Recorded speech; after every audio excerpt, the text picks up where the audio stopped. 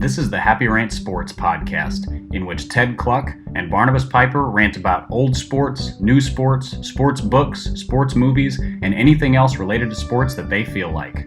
Enjoy. Hey, welcome to the Happy Rant Sports podcast. I am Ted Cluck, joined as always in our special Destin condo studio by my good friend, my partner in radio, Barnabas Piper. Pipe, we said goodbye to Ronald today, Ronnie Tarmac. Is in fact hitting the tarmac. Hitting the tarmac as we speak, rolling that bag down the jetway, doing what he loves to do best, which is boarding a flight and going somewhere else. But with Ronnie out of the picture, Pipe, we are free to talk sports, which is what we're going to do at length today. One of our favorite times of the year, NFL free agency and the run-up to the draft. We've been chopping it up about this stuff all weekend in the car and just sitting around, but there's been massive player movement. And I want to go just kind of conference by conference here, team by team, and we can talk about what we like and who got better. So let's start with a team that I care about, primarily because my son cares about them, and it's the New England Patriots. Also Jared Wilson's favorite team.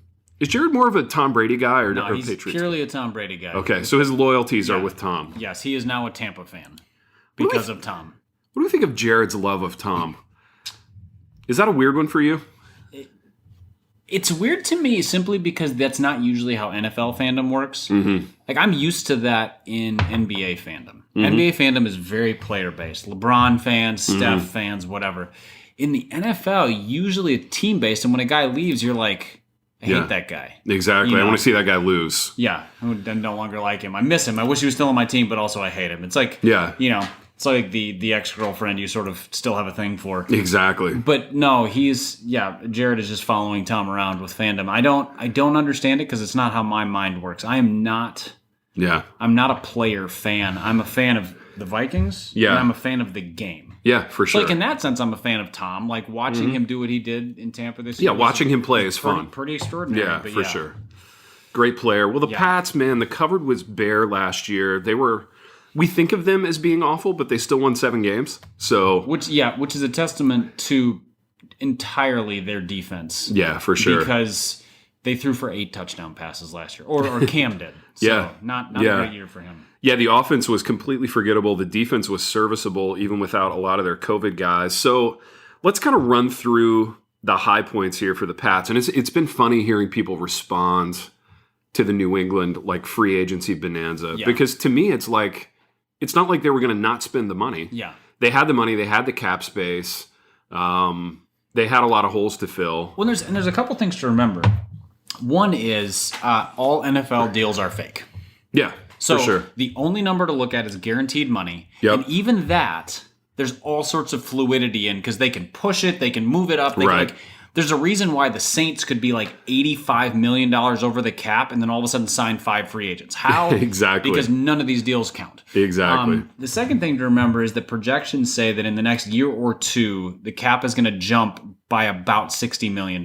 For sure. So a deal that looks bad today will fit right nicely into a salary cap next year. So I think that both of those, if you look at some of these deals and go, wait, his cap hit's going to be $30 million next year? Yeah. Yeah, but the cap's going up by 60, so it's not that big of a deal.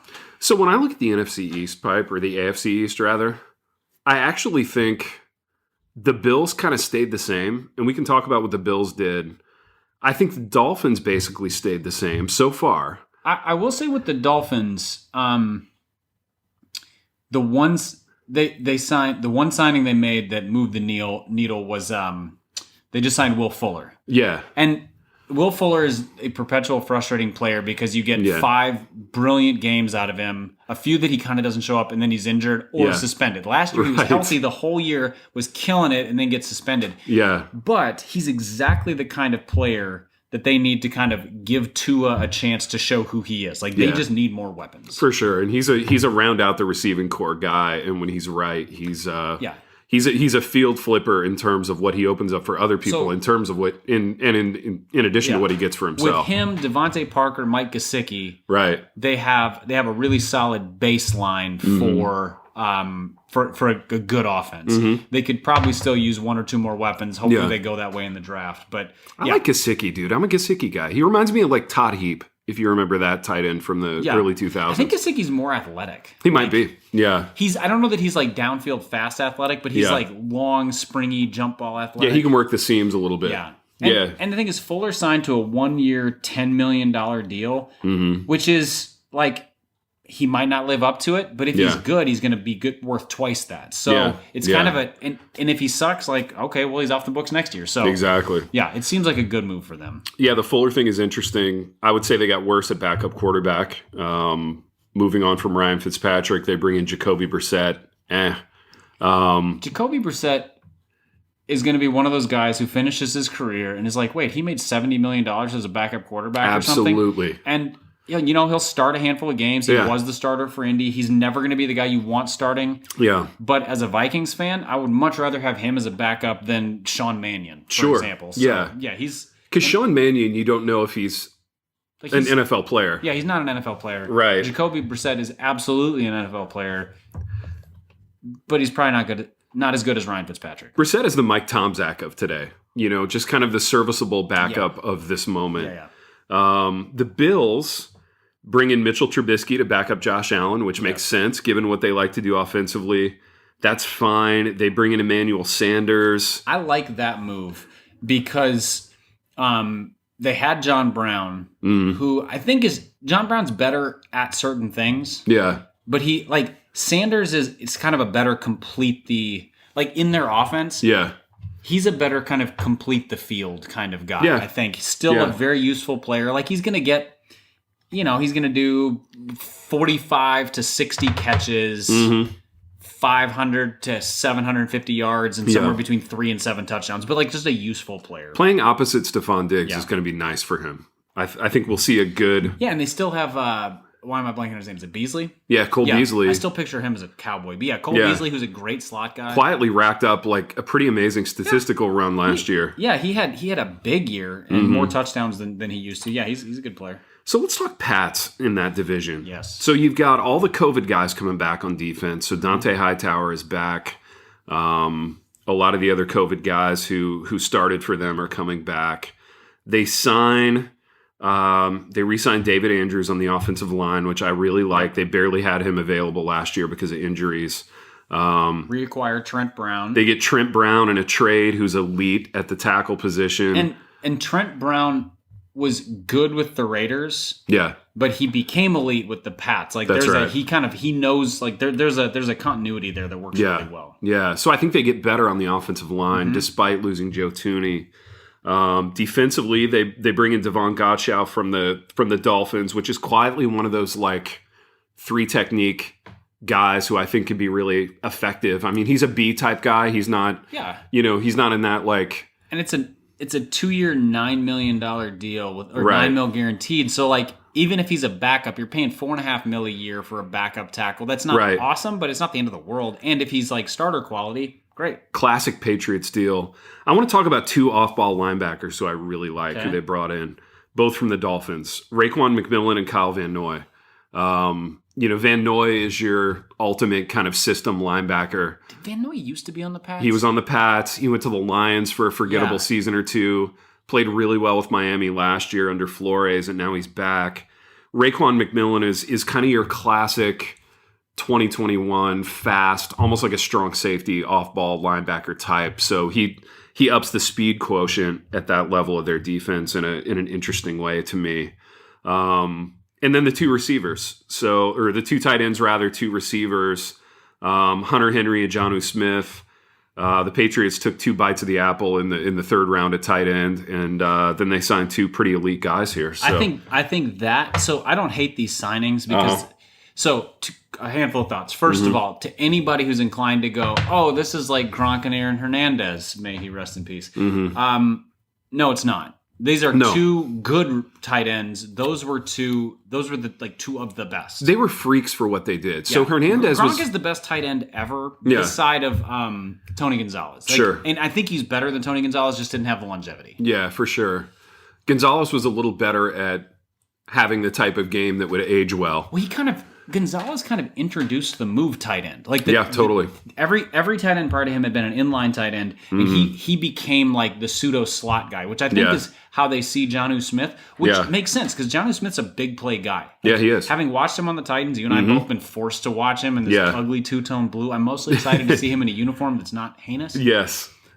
He's a really good player. Yeah. Yeah, he ups the team speed. He can be that like over the middle kind of presence that Hernandez was. And Hunter Henry, to me, he's more of a Jason Witten type. That's not to disparage. I mean, Witten was a tremendous player. He's like a 90 catch guy for totally. straight years or something. Not a Gronk-esque freak, but is going to do really good things in this offense potentially.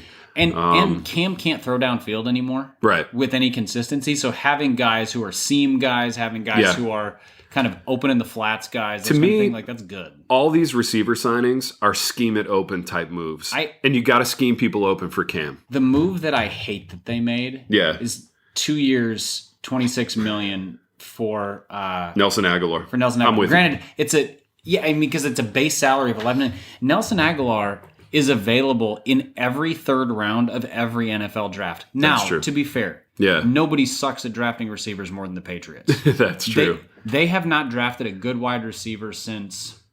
Yeah, how far back do we have to go? Irving Fryer? I mean, there's got to be one after Irving Fryer. Did they draft Troy Brown?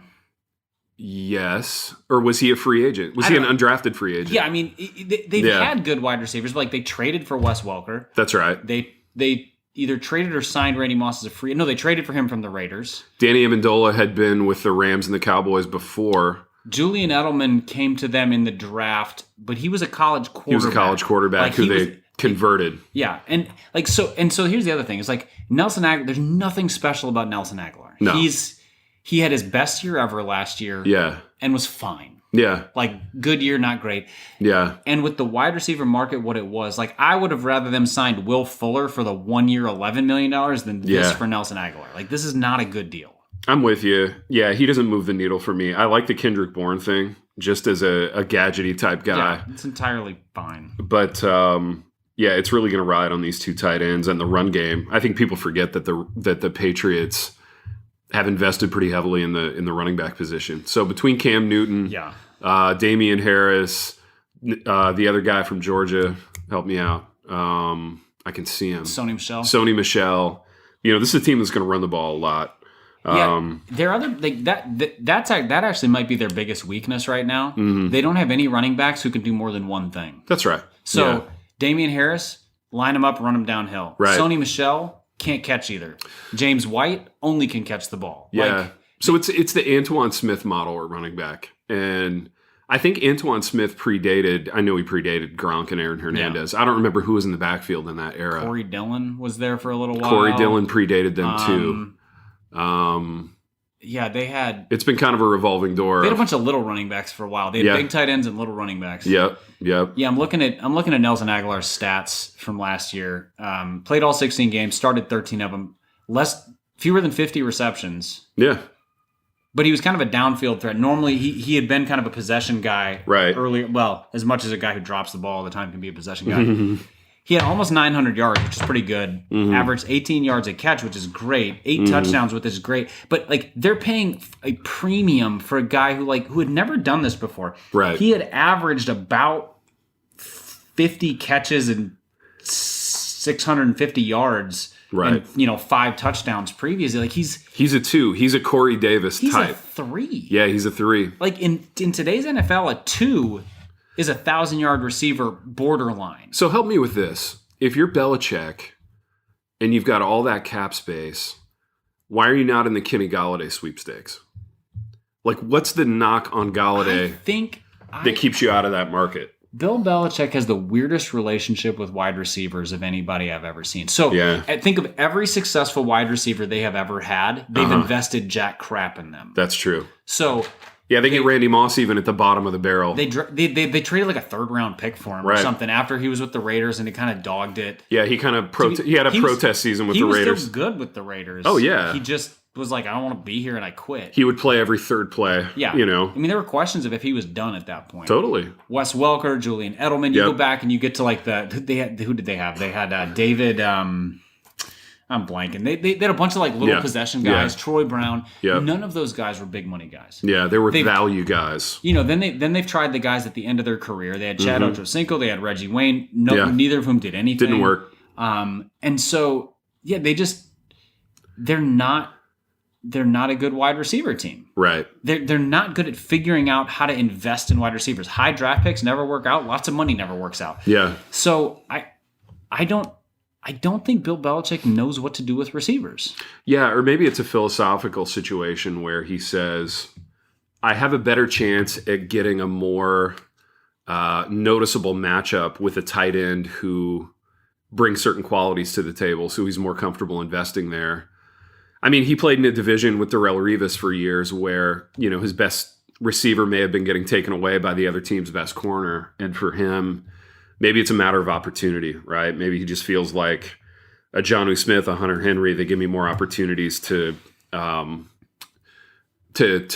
exploit things defensively. I think there's also something to be said here that this is a bridge year for them. So the fact that their quarterback is making a base salary of $5 million, he's getting backup money. He's a bridge quarterback. So they may not even want him to start the whole year. They may go in on a quarterback high in the draft and start him later. All of which means that they're going to revamp their offense next year. Now you can revamp an offense around two really good tight ends, especially if one of them's more of a move tight end. And if Kendrick Bourne and Nelson Aguilar are receivers 2 and 3 or 3 and 4, you're fine. Yeah. If the cap jumps by a ton, here's the thing: you're moving from Cam Newton to a rookie quarterback deal. Yeah. So you still have room to operate. So this is not going to hurt them long term. Right. I just think Nelson Aguilar's a dumb signing. Yeah. Like there are 15 better receivers on the market than him. Sure. I don't know who they all are, but he's not good. So. Well, there's at least 3, right? Yeah. I mean, Kenny Galladay, Will Fuller. I'm sure there are a few others that we would rather have than Nelson Aguilar. And listeners, if you hear something that sounds a lot like thunder, it's not thunder. It's the 4-year-old who's in the condo upstairs crashing their patio door shut repeatedly. Exactly. It's been the soundtrack of our life for the last 3 days. Pay no mind to the petulant child crashing doors. Dude, so the other team with mad cap space in this offseason was the Jets. And I think we all kind of expect big things from the Jets. They've not done much this offseason besides sign Carl Lawson, who is sort of the sexy pass rusher of the moment. I like what they did. So talk me through it. Talk me through what you like. So I'm not a Corey Davis guy, but you might be. I am a Corey Davis guy in the right context. So last year, Corey Davis was like a number 5 overall pick 4 or 5 years ago. He's coming off a rookie deal. He was with the Titans. The Titans, he didn't become their like explosive number 1, but also they were never an open it up and throw 45 times offense. So, but he had a really good year last year. Yeah, he has gained the reputation as kind of the perfect number 2 wide receiver, where he can be that 900 yards and 8 touchdowns guy. Yeah, and he's a grinder. Yeah, he's a really good blocker. That's true. Which is not a thing you sign a receiver for. No, but you always notice it when it's there. It really helps in offense. Yeah, I think Lawson and Jared Davis are good signings. So Jared Davis is a 1-year, $7 million. Talk me through that, because we had him in Detroit and he was terrible. But I wonder if that's more of a function of the Lions being a disaster. Nobody should be judged for being bad in Detroit. That was my point. It's like being bad on the Clippers in the mid-'90s or something. It's almost like being Sam Darnold right now, where you look at him and you go, he's still pretty young, still pretty toolsy. Let's give him a reset. So I don't know what the Jets are going to do at quarterback. They haven't traded Darnold, so the indication is they're going to give him a shot. Yeah. I think this is a good start to give him a shot, because they also signed Keelan Cole, who is a great sort of third receiver type. Third or fourth receiver, slot guy. Corey Davis is reliable. They have I never remember his name, but he's also a slot guy. Yeah, who caught like 16 passes in a couple games last year. Yeah. I know who you're talking about. They have the guy they drafted from Baylor last year. Yeah, Denzel Mims, nice player. Yeah. And they have a tight end who is Chris Herndon. Yeah, who has a reputation as like athletic but kind of undervalued. So like they have the pieces for a workable passing. They have an elite left tackle. They might draft another elite tackle if they stay with Darnold. If they don't go the quarterback. They could get Najee Harris in the draft and kind of have a really fun, really scary offense. And I think they have 2 or 3 first-round picks. They do. So they've got mad capital. I think Lawson's really good. 3 years and $45 million with $30 million guaranteed is not an overpay at all for a guy he's probably a top 15 pass rusher, but he's not a top 5 pass rusher. Right. Yeah. So he's 1B, right? He's a great piece in your defense. And Jared Davis is like a 1 year, $7 million deal. Is if it doesn't work out, oh well. If it does work out, you might have gotten one of the kind of sneaky, athletic, off-ball linebackers who just needed to be coached. And their new coach was the Niners' defensive coordinator. Correct me if I'm wrong. With Patrick Who's made Willis. careers out of off-ball linebackers. Yeah, Patrick Fred Willis Warner. Fred Warner and these other guys. And so, like, he might be able to put Davis in a position to really thrive. They bring back Marcus May, who had an incredible season. And here's the other thing. What I love about this is they have a ton of draft assets. They have a ton of cap room. They're not burning them on players that you go, just because you, like, right. You know, kind of the Bengals or the whatever move where they just, like, like what the Raiders, we'll talk about them. Right. Like, just... No, we got to fill our cap, and you're like, no. You need to build a team. This feels like building a team. It feels sensible, and even if Jared Davis isn't good, it's a bargain deal. So who cares? Yeah. You know, franchise tag on Marcus May is like I dig franchise tagging good safeties. I do too. Yeah, because the franchise number is like $11 million, which is doable. Still a bargain. Can work out a long-term deal. Yep. Or if like the Vikings that did with Anthony Harris last year, he turns out to have a bad year, you let him walk. So. Absolutely. I mean, I think what the Jets are doing is sensible. It's not brilliant, but it's sensible. I think it's sensible, and you like to see that from the Jets. Yeah. And I think as far as fun, teams on the side that you could kind of decide to care about a little bit, you could do worse than the Jets. The Jets are a team that the league is always more fun when the Jets are good. I'm buying more Jet stock than I'm buying Jag stock at this point. Yes. They have an actual NFL coach as opposed to like a former college coach. So a former college coach who's going to quit 9 games into the season if it's not going well. Yeah, he's going to be like, oh, I need more time with my family and have some health issues. Mainly, I'm really sick from losing a lot. Exactly. All right, Pipe, let's go to the AFC North. All right.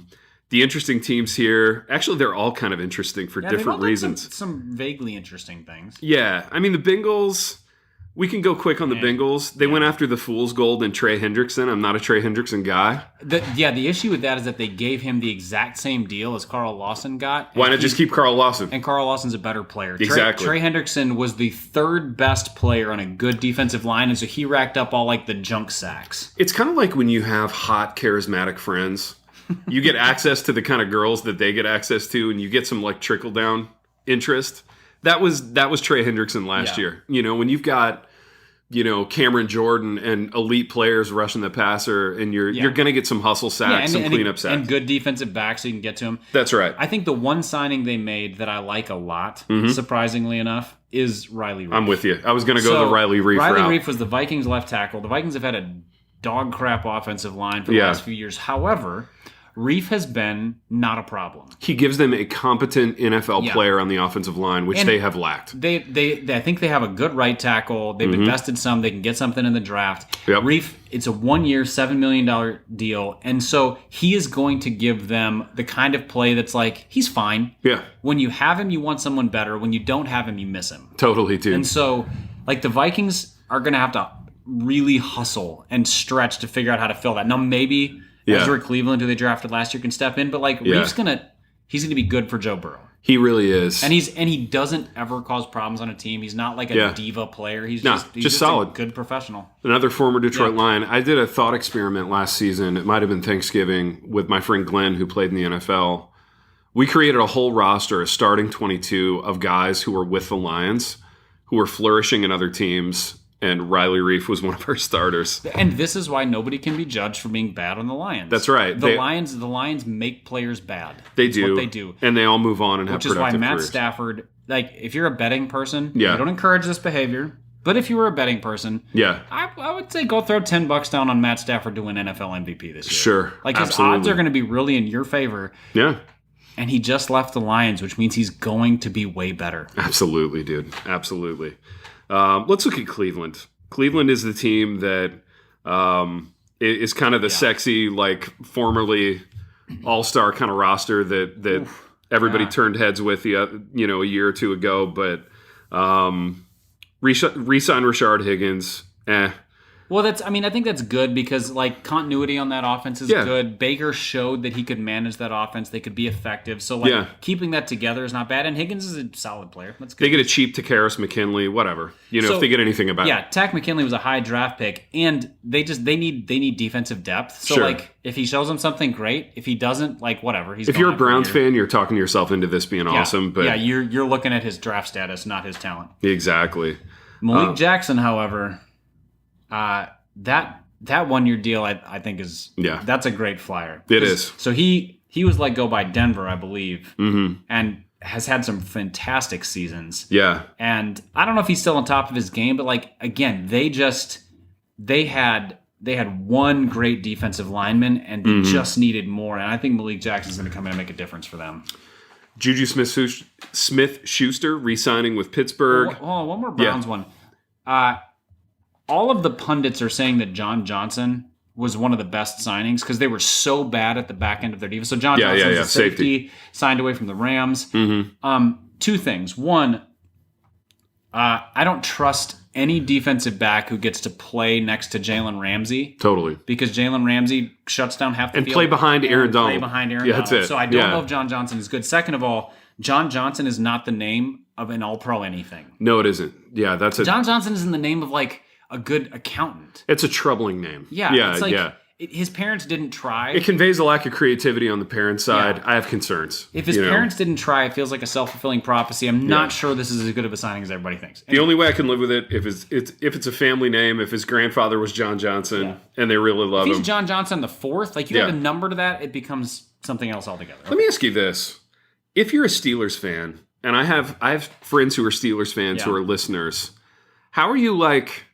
What are you talking yourself into at this point with this team? The fact that Ben Roethlisberger is not a corpse.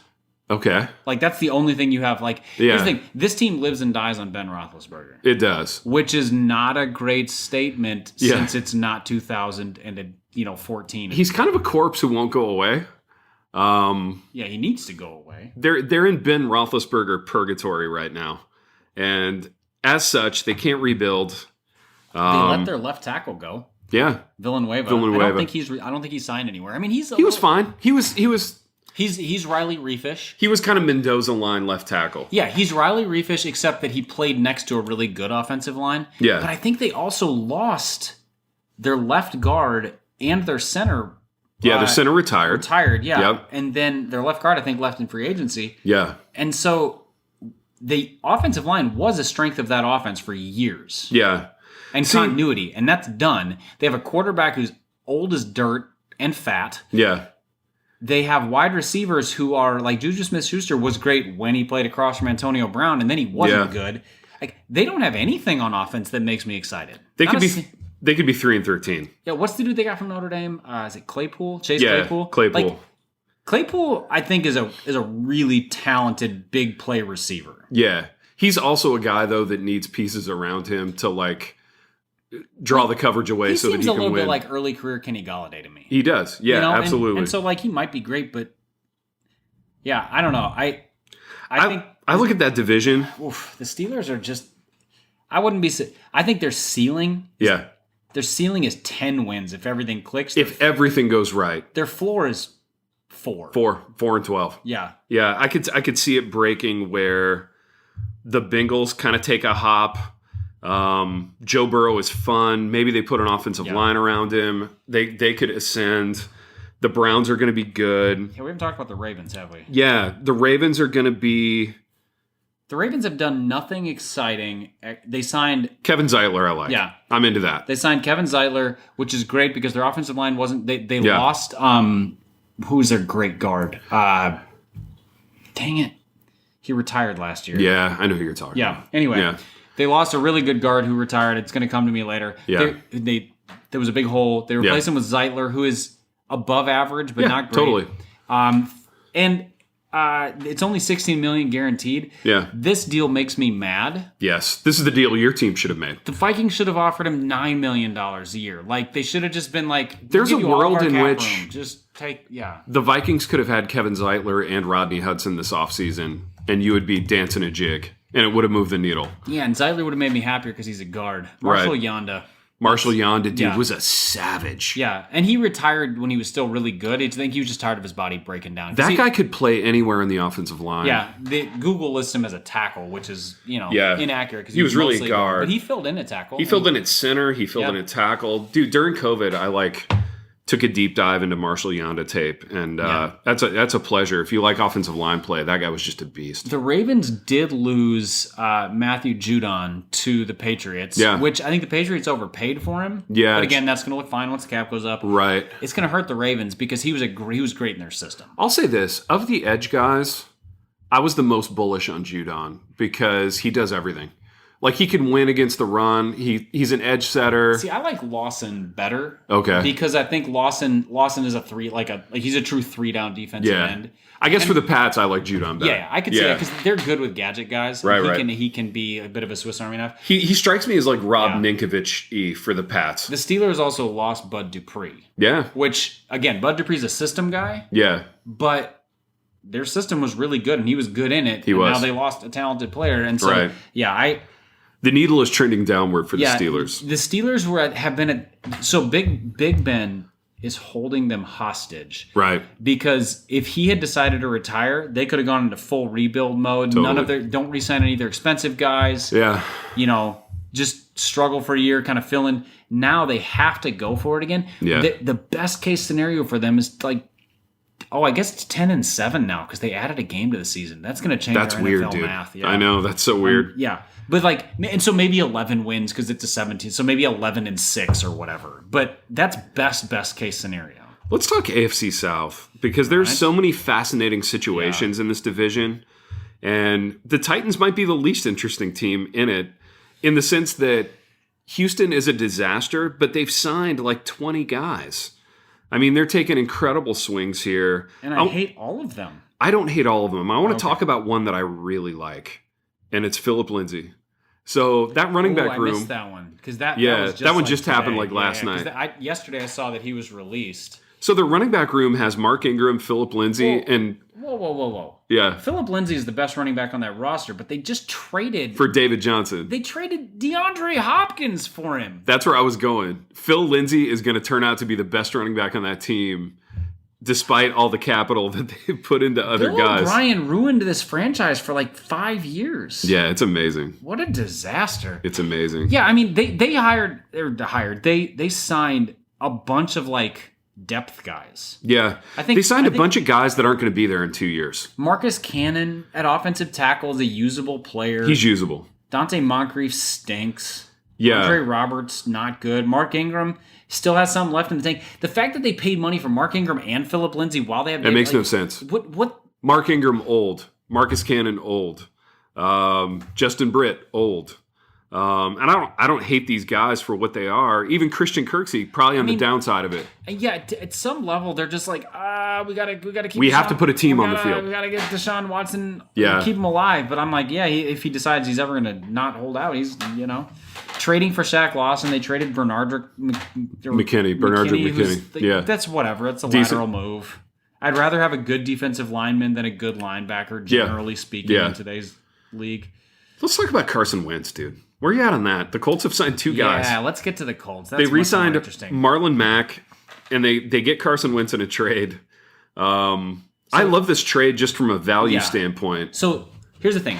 His contract is not great. Right. But as a Vikings fan, I'd rather have Carson Wentz on his contract than Kirk Cousins on his contract. 100%.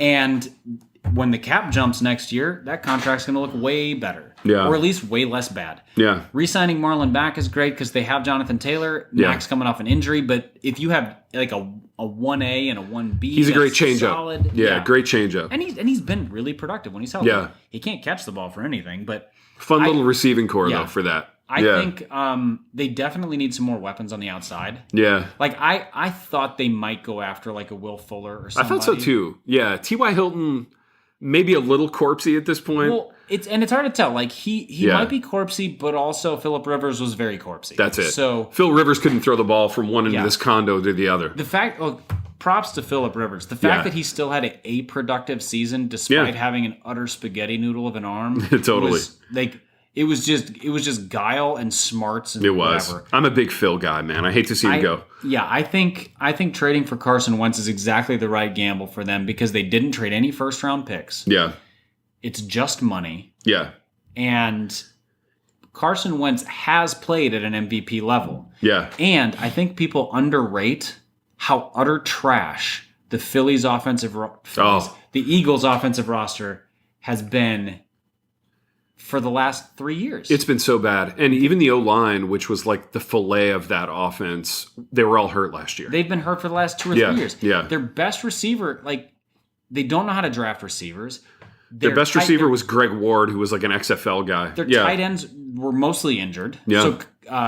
So, what is it? There was Zach Ertz and Dallas Goedert. Goddard, yeah. Yeah. Goddard missed time. Ertz missed time. Their best player was the running back, and they refused to hand the ball to him, which made me so angry on his behalf. Miles Sanders is a really good running back, and they just wouldn't use him. So, and that's the other thing is, after that Super Bowl win, their offensive coaches, Frank Reich, left. Yeah. The Colts have been good under Frank Reich. The Eagles have been terrible under Doug Peterson. Yeah. Who was the real brains behind that? Exactly. John DeFilippo was part of that passing game. He's gone, and he's been an offensive coordinator elsewhere. He hasn't been great, but he contributed. Totally. So I really, and the Colts have proven themselves to be a really stable organization recently. Yeah. Which means I think Carson Wentz might, if he's going to flourish anywhere, I think he flourishes here. Yeah, like what I said about Matt Stafford. Yeah. Throw another $10 on Carson Wentz. That's it. This will be the best version of Carson Wentz that we've seen in a while. Since 2017, yeah. I think as a function of the rest of the division being, on a spectrum from disastrous to just, I think the Colts could have a great season.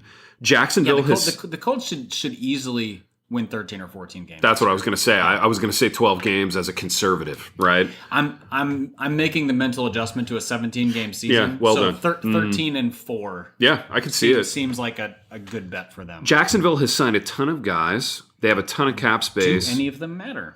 They do not. 2 of them do. The only guy that matters to me here is Marvin Jones. Yes, I like. Yep. I think in the defensive backfield, Shaquille Griffin and Rayshon Jenkins are worthwhile starters. I think they are. Yeah, you're going to play a lot of zone with Shaquille Griffin. It's fine. Re-signing Cam Robinson is good because it keeps an offensive line that was adequate. Yeah. They have a professional offensive line. But make no mistake about it, Cam Robinson is just adequate at best. Yeah. But it's a franchise tag, which means it's a one-year thing while we have money. That's right. We'll fill this spot or whatever, but fill this spot, see what happens next year. The reason I liked that move as okay, that's smart. They're about to draft a quarterback number 1 overall. Right. Bringing that guy in. Continuity makes sense. You run the David Carr risk or the Kyler Murray risk if you have a trash offensive line. Totally. So. Let's talk Titans, dude. It's our team. Yeah, do we have to? Their free agency period has mirrored their uniform in the sense that it inspires... That I hate it? Yeah, it inspires nothing in us. I think the biggest loss of the offseason to the Titans was their offensive coordinator going to Atlanta as a head coach. Yeah. And I think that's the void that we're going to see the most. We also realized this year their biggest loss was their defensive coordinator from the previous year retiring in Dean Pease. Dean Pease, yeah. Because their head coach has never led a defense better than 25th in the league. Yeah. And I think they were 28th or 29th. So yeah, bad defense. Bud Dupree, I think the perception and the reality thing with Bud Dupree is a little bit different. I don't think he's going to be a bust on the level of Jadeveon Clowney, but I do think Bud Dupree is a scheme guy. The thing I like about Bud Dupree, it's kind of what I like about Matt Judon, is that he is a complete player. Yeah. He's Mike Vrabel-esque. Yeah. And I don't, Clowney wasn't great with the Titans, but neither was anybody else on defense. Yeah. Clowney has never lived up to his draft billing. Right. But he has been a really good NFL player. Yeah. If Clowney hadn't been the sensation that he was coming out of college, we would look at his career as fine. And frankly, in college, his sensation was 4 highlights. Exactly. It was the Michigan hit. The one where he decapitated a guy. Clowney was a media creation. Yeah. Which is always a fun phenomenon to look at in a player.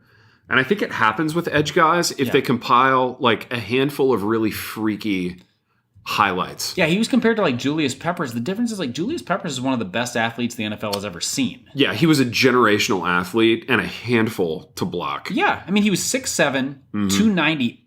He was the starting power forward for a ACC winning basketball team. Like, and he was good. Yeah. Like, he was noticeable. Yeah, like a double threat kind of guy.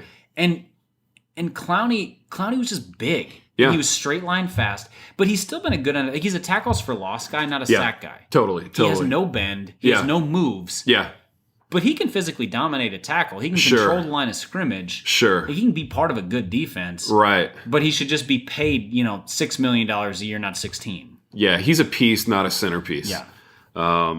Let's go to the AFC West. Oh, please, let's get away from the Titans. Denver Broncos lost their best running back and did kind of nothing else exciting. Yeah, and who cares? Yeah, I'm not a Broncos guy. The best quarterback in their building is still John Elway. Yeah. They're a mess. The Chiefs are really interesting. The Chiefs are fascinating. They lose their 2 tackles. They bring in 2 potentially elite guards, one that we know is elite and durable in Joe Tooney, one that used to be elite and had injury problems in Kyle Long. But I'm kind of buying Kyle Long stock just because I like him as a guy.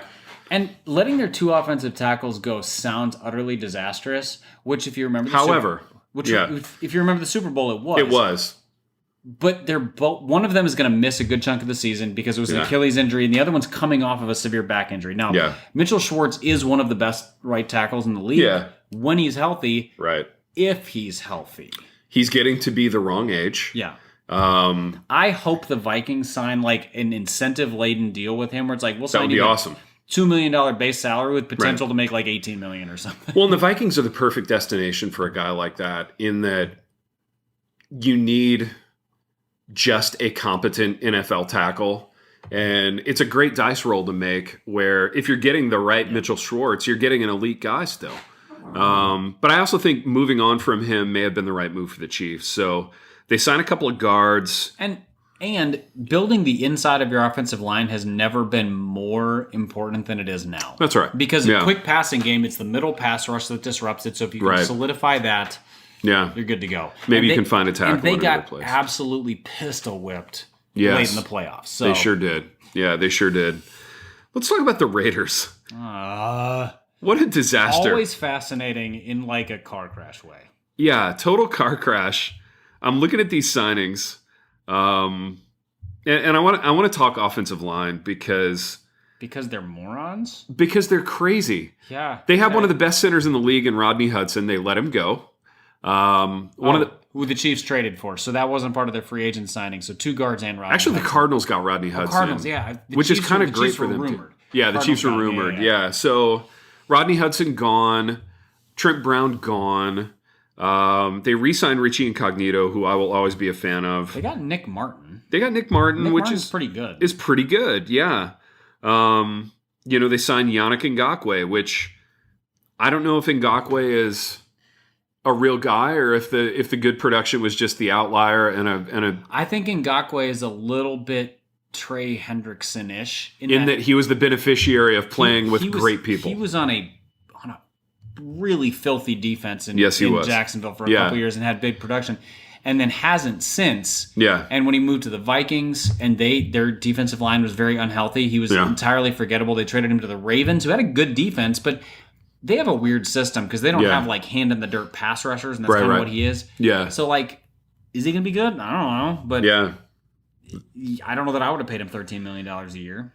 Well, the Raiders did, and that's a thing that the Raiders do, yet there's nothing that they've done that inspires me to think that they're going to be anything more than a 7-9, 8-8 type of team. I will say, so if you'd like to know why I hate the Patriots signing Nelson Aguilar for $13 million a year, it's because the Raiders replaced him with John Brown for $3.5 million a year. That's true. And John Brown is a better player. Sure. That's the kind of thing you can do in free agency. The Patriots would have been better off with John Brown at $4 million than Nelson Aguilar at 12 or whatever it was. Totally. I kind of dig the Zay Jones. He's had some games. Yeah. I mean, he's a guy that like you get excited about the tools. The one signing that they made that I really like, Solomon Thomas. Yeah. He was a top 5 pick. He has never lived up to it. But $5 million to give a guy a shot. It's a cheap dice roll, isn't it? Yes. Yeah. They almost never work out, but that's why they're called dice rolls. That's right. Yeah. But I think Al Davis said it. He's like, always take a chance on a former, high first rounder. Yeah. If you can get him at a bargain, why not? Well, and that's the thing is like the problem is Al Davis also took chances on the high rounders and got those wrong too. He totally did. He's like, he got a lot but of he ran those a wrong. 4.2. If this wide receiving core, John Brown, Zay Jones, Henry Ruggs, if they all hit who else do they have? They got a big downfield threat. Used to be on the Chargers, I think. And they still have the tight end. Yeah. They still have Weller. Yeah, Weller, who's a great receiver. I mean, if they all show out at like a ceiling level of what their potential is, this could be a fun offense. But the offensive line is the big question mark. Man, right? I just almost looked up Oakland Raiders. They are the Las Vegas Raiders, which I have not gotten used to at Me neither. all. Me neither. Is it Darren Weller? Is that his Darren name? Waller, yeah. Waller, not Weller. Yeah. Darren Waller he's a top 3 tight end. He's for sure. nice. Yeah, he's really good. Where are you at on the Cowboys? Let's go to the NFC East. Can I just Yeah. quick word? We skipped the Chargers. Yeah. The one thing they did that I thought was great was getting Corey Linsley. Yep. I love it for 2 reasons. One, they have a young quarterback, so a smart, really good center is a great move. Yeah. Second, he's no longer on the Packers, and as a Vikings fan, I'm thrilled. Okay, moving on. Where am I on the Cowboys? Yeah. They go as Dak goes. Yeah. Yeah. If Dak is back and healthy, their offense is scary. Not a lot to say about the Cowboys. Their receiving core is real exciting. Yeah. Dak was on pace to break every NFL passing record through like 6 games, and then his leg broke in 17 pieces. So if he's healthy, they're great. I want to talk about the Giants a minute because they're quickly reaching Titans. They are, but like, let's look at their 2 receiver signings. Kenny Golladay, they paid a lot for. Yeah. John Ross, they took the ultimate cheap dice roll on a toolsy guy. The fact that the Raiders didn't sign John Ross is astounding because he's the fastest guy in his draft class and he sucks. Yeah, exactly. So you get Golladay, you get John Ross, you get Kyle Rudolph, who we talked about off the air as like a good late career post up. I like Kyle Rudolph for that because they also have who's the guy they drafted like 13 overall? Is it Evan somebody or other? Yeah, Evan Ingram. Ingram, yeah, and Ingram is like the move tight end. He's never lived up to it, but like Rudolph's a great counterpart to that because he's a very good blocker. Mm-hmm. He's got great hands and he's 6'6" and he's a good red zone guy. Yeah, but he's never going to get more than like 45 catches in a season, so he's going to help that offense. I think Rudolph's a good signing. What's Danny Dimes' ceiling as a comp? Like, when you think about comparisons for Daniel Jones, what's his ceiling? Like, how good could he be? Man, so here's the thing. We were talking about this. The quarterback position today is so hard to figure out because you have your like 5 elite guys. Yeah. It's like Mahomes, Rodgers, Russell Wilson. I'm sure I missed a couple. I think Brady's still in that. Yeah.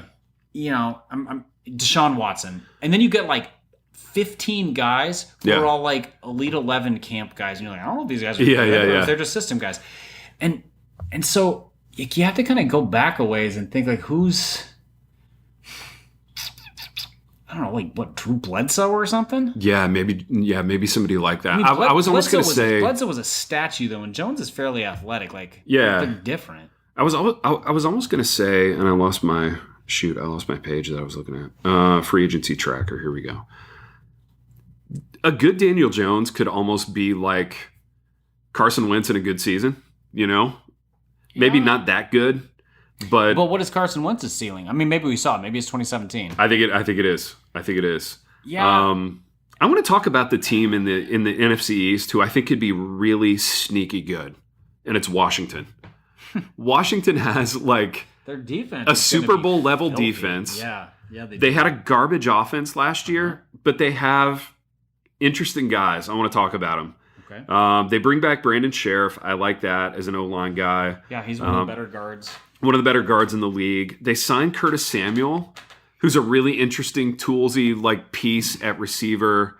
They still have who's the receiver that we like from them? Terry McLaurin. Terry McLaurin. And they bring in Fitzmagic, which I've heard this signing panned, and I've heard it. And they got, was it Antonio Gibson? Is that his name? Yeah, Antonio Gibson. Who's a running back, but also a great receiving threat, big play guy. Exactly. And really kind of showed out as a rookie. Showed out as a rookie. I like the Ryan Fitzpatrick thing because I think he's having a Vinny Testaverde-esque late career renaissance that actually makes him viable for a few years because his style ages well. Yeah. His age doesn't bother me. And in an NFL quarterback market where his style, he's going to go until his arm falls off because he doesn't rely on athleticism. And he's actually cleaned up some of the turnover stuff to where his disastrous games are less frequent and they're not as disastrous.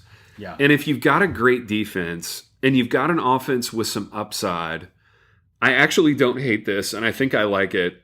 And I think they could be the best team in that division. It's not going to be Philly. It's not going to be the Giants. The Cowboys will go as Dak goes. We'll see how he comes back from that injury. It seems to me like it's between Washington and Dallas, and both of them could be like well into the winning percentage. So we're talking like 10 to 13 wins. Yeah. Now, I think Fitz has a ceiling on him because I don't think he's consistent enough. Like when he's on, he's like 400 yards and 4 touchdowns on. But he's not the guy who you're like, all right, it's 24-20. There's a minute and a half left, and we've got the ball on our own 25-yard line. Take us to a touchdown. Yeah, I don't trust him at all. No. And so the other thing about Washington that puts them in a weird spot. Now I think they've been building a team really well. Mm-hmm. Fitz might be the wrong quarterback for them because they need a quarterback. Yeah. And he might lead them to 10 or 11 wins, which means they're going to draft in the 20s. They're always going to be in purgatory. Yeah, so they're never going to get the Justin Fields or whoever. Yeah. However, as we discovered this year, like Matthew Stafford was available by trade. Sure. And Carson Wentz was available by trade. And hopefully next year, Kirk Cousins is available by trade. Yeah, exactly. Now, he's not going back to Washington. Well, Make him available. That would be funny. It would be funny. So they can get a real NFL quarterback. Sure. But yeah, I think if they had a real NFL quarterback, like a top 12 guy. Yeah. Like had they gotten Stafford, yeah, they're the favorites in this division. Sure. Fitz is just a wild card. He's a wild card. Yeah. But I think in this offseason, and this is a bridge to the next team we'll talk about, I'd rather have a wild card than have Andy Dalton and Nick Foles, which is what Bear fans have. This has been pointed out by Robert Mays and others. So give credit where it's due. I did not come up with this idea, but the fact that the Bears signed Andy Dalton while they have Nick Foles is so delightful to me. Now, it made Robert Mays cry because he's a Bears fan. It made me laugh because I'm a Vikings fan. Of course. Because they could have had Andy Dalton last year for free. Yeah. I mean, for money. Yeah. But instead, they traded a high draft pick for Nick Foles and paid him $20 million a year. Mm-hmm. And they still have him. Mm-hmm. And now they have Andy Dalton. So this is the whole thing about this is it just makes me a little bit gleeful. This was great news for the rest of the NFC North. The Lions, I mean, look, the Lions are always turning over coaches and front offices, and there's always a sense of... And the Bears should be turning over their front office. The Bears should be turning over their front office. I want to talk about what they've done that I've liked. And well, that was quick. Yeah. They've kind of kept the receiving core at a kind of an above water level of interesting, in as much as they have Allen Robinson. No, I'm talking Lions now. Oh, Lions. I thought you were talking about the Bears, and I was like, what? Yeah, so the Lions bring in Brashad Perryman, Tyrell Williams, both cheaper than the receivers who they would have had to keep in free agency. Michael Brockers. They re-signed Romeo Okwara. So they're doing things here. Here's what I don't get about the Lions. I do like the moves along their defensive line. I like it too, but they're moves that teams who are trying to win make. Mm-hmm. And I just don't know about that. But I'm all about keeping good players, right? So the Brockers one I really liked because he was going to get cut. And so they basically absorbed him into cap space. Yeah. And, so they have a new coaching staff. Like, here's the thing. Even if you're a really bad NFL team, you have to be adequate or people start to people get killed. Yeah, that's true. So guys like Brockers, who are just a solid player, matter. Romeo Okwara was a guy who they drafted in the middle rounds. He was a good player. And last year he kind of exploded, and he still has potential. He has Danielle Hunter potential. He does. He's long and explosive. He's really good. So re-signing him, That makes sense. Here's the thing. I could see a world in which the Lions surprise people with how adequate they are this year in the sense that they get Jamal Williams from the Packers to be a change-up guy with DeAndre Swift. They're going to run the ball a lot. Both those guys are good receivers. Yeah, they're both good receivers because he's not a good quarterback. They're going to run a lot of play action. That's going to help Goff. They've got an ascendant young tight end in T.J. Hawkinson. Yeah. They could be decent. I really think their wide receivers are utter trash, though. They could be utter trash. Brashad Perriman has 2 good games a year. Tyrell Williams makes 4 deep catches a year that make highlights. That's true. They're not good players. I'm trying to see the good in it. Yeah. They're great athletes. They are not good players. They are great athletes. So let's go to your team, Pipe. Well, can we talk about the Packers real quick? Yeah. Simply because I like to crap on the Packers. Sure. So the Packers did 2 things. They let Corey Linsley walk and they re-signed Aaron Jones. Yeah. For the same money. Yeah. That's a bad trade. Yeah, I agree. In NFL value, having a top 3 or 4 center is way more valuable than having a top 10 running back. Right. Especially when you invested in running back in last year's draft. When you took A.J. Dillon in the second round. So I would just like to say thank you to the Packers for making that decision. I think Jones is a very good player. Yeah. I think that was a very bad trade. Okay, Vikings. Yes. All right, Vikings. I think this is our last team too, isn't it? No, we still got we got one division. Yeah, we got the South. Yeah. I don't know. I don't see the Vikings as a team that's going anywhere. The Vikings are their ceiling is wild card. Yeah. Unless if Aaron Rodgers gets hurt, they win the division. Mm-hmm. But as long as he is healthy, they're the second team in the division. Sure. Wild card. The 2 things that they did that I thought were good moves. Mm-hmm. I liked the Dalvin Tomlinson signing. Yeah. I think it was a little too much money, but in the words of Robert Mays, they are going to be a pain in the A to play against for other teams in the middle of that line. Hard to run on. Some people think he has potential as a pass rusher, whatever. So solidify the middle of that defense. I like the Patrick Peterson signing, although again, maybe a little too much money. Yeah. Because they have really young defensive backs, but that gives them 3 starting quality corners, one of whom is a all-time professional. Yeah. And that helps. Yeah. It also frees them up in the draft to not have to take a corner in the second round or a defensive tackle in the first round. And they can draft based on best player available mixed with need rather than just need. So I think it solidifies, but whatever. With Kirk Cousins as your quarterback, you're never going to win a Super Bowl. And they didn't have enough money to make big splashes. But I thought these were these were acceptable. They were decent. Yeah, they were decent. It helped where there were needs. You're gambling on the Lions sucking, which they probably will. The Bears getting worse, which they probably will. Yeah. And maybe the Packers getting worse.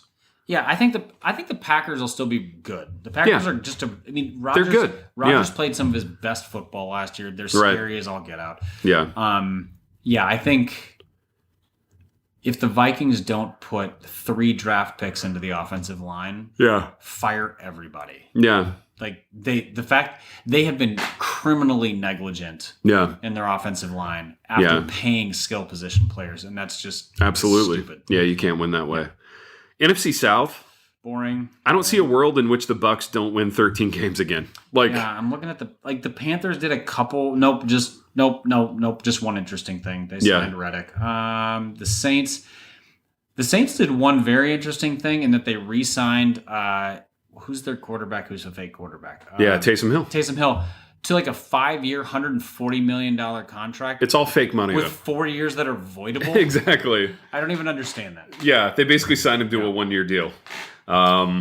If Tampa doesn't win 13 to 15 games in the 17-game season, that division's bad. Yeah, it's really bad. It's really bad, and it's kind of boring. And Atlanta's going to figure out how to put up a bunch of points if Matt Ryan's healthy. Yeah. Carolina is kind of doing the Jets thing where they're building in a solid way, but until they have a quarterback who matters, it's kind of moot. I have an abiding affection for Teddy Bridgewater. I do too.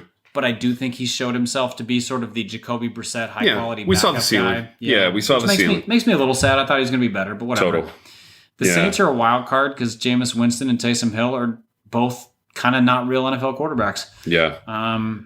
And the Bucks have re-signed everybody, and they're just running it back plus draft picks. Dude, let's go to the NFC West. The Cardinals are doing some fun things. And some weird things. And some very weird things. But one thing that they did that I loved is getting Rodney Hudson. Yes. Via trade. That was a great get for them. A head scratcher for the Raiders to let him go.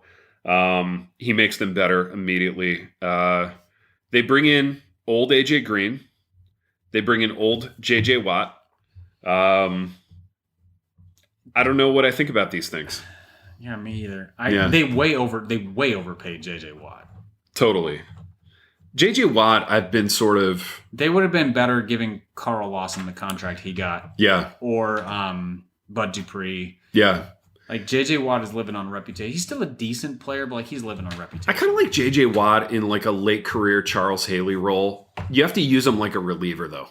You know what I mean? You can't have him in the starting rotation. He has to be willing to do that. And That's it. He is. Yeah, he still sees himself as like 2013 JJ Watt. Yeah, they only made one move that I think is good, and it was Hudson. Yeah. Trading a third-round pick for the best center in the NFL is absolutely, you got to do it. Acceptable move, especially when Kyler Murray got sacked 722 times last year. Where are we at on the Rams? What does the Stafford thing do for you? The Rams are, I think Stafford. So first of all, Stafford has never been in a consistently good system. Yeah. Because they've switched systems. He was like West Coast and these downfield, or these West Coast and these run heavy. Yeah, the organization's been a disaster for his entire pro career. We've seen him throw for 5,000 yards. Yeah. We've seen him with great receivers. We've seen him in some decent systems. Yeah. He has at least two really good receivers. Robert Woods and Cooper Kupp are both good. And they have a third receiver, Josh is it Morgan? Yeah, Josh Morgan maybe. Yeah. Who's a good third receiver. They have a good running game. They've invested in that. They have a smart coach. Uh-huh. I think what this is, if Stafford sucks this year, McVay might be gone. Yeah. Because he hasn't had a great couple years offensively. Like when they went to the Super Bowl, they were great right up until they got figured out. Right. He has not adjusted to being figured out well. He hasn't. Now, Stafford, I know, way better than Goff. Totally. So, maybe it's not that McVay got figured out. Maybe it's that Goff got figured out. That could be. That's the narrative they're definitely going with. I like a team who's always trying to win the Super Bowl. Yeah. I mean, as a fan, you got to like that. The Rams are fun because, they never stop taking swings. Yeah. The Stafford move was a swing, and I'm like, all right, go for it. That's fun. Absolutely, dude. I don't think re-signing Leonard Floyd at that money was great. Yeah. But it's 32 guaranteed, so it's $8 million a year. Yeah. He probably deserved 6. Yeah. But whatever. Yeah. You gotta have Leonard Floyd. You got to have somebody on the outside who can take advantage of Aaron Donald destroying people. Yeah, and he was the beneficiary of that for sure. Yeah. On his own, I don't think he's that good. The Niners. They did one thing. Alex Mack? Yeah. I'm excited about Alex Mack. Because the rest were basically re-signings. The rest was re-signing. Jason Verrett was a re-signing, which I think both of those are good moves. Alex Mack coming in at center. With a healthy Jimmy G, it's a good football team. It's going to help them a lot. Absolutely. Alex Mack he knows Shanahan's system. He's played his best under Shanahan. He's gonna do some damage for sure. Seahawks are the last team. Have they done anything? They re-signed Chris Carson. They get Gerald Everett from the Rams, I like the Gabe Jackson signing. I like Gabe Jackson a lot. Part of the Raiders' offensive line purge. Again, scratching your head if you're a Raiders fan. The Seahawks are kind of like the Vikings in that their offensive line has just been not good for a while. And so getting a real professional offensive lineman for a 5th-round pick, it's pretty good. I want to go a couple minutes on like how you feel about Russell Wilson just as a football star.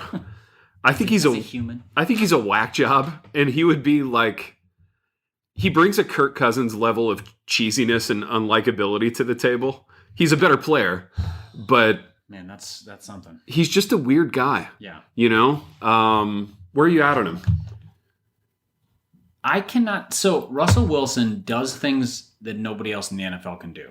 Yeah. Like he is consistently the best like deep ball converter in the NFL. Mm-hmm. He's an incredible playmaker. Yeah.